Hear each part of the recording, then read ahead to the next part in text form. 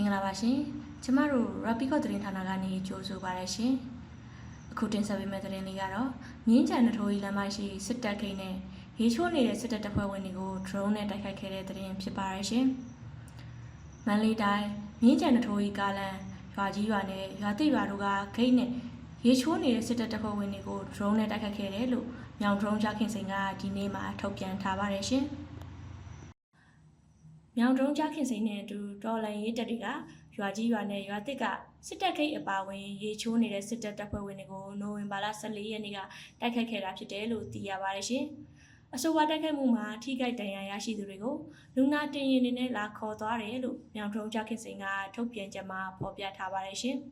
။ရင်းစစ်စင်ရေးကိုမြောင် drone force drone ကြခင်စိန်နဲ့အတူထနောင်းမြေစစ်ကြောင်းနဲ့ Justice Warrior တပ်ဖွဲ့မဟာမိတ် drone တပ်ဖွဲ့များဖြစ်ကြတဲ့ Revolutionary Air Force ဒေါင်းမင်းကြီးတပ်ဖွဲ့မြင်းချက်ခရိုင်အမှတ်7တပ်ရင်လက်ယုံတပ်925ပျောက်ကြားတပ်ဖွဲ့ငစုံ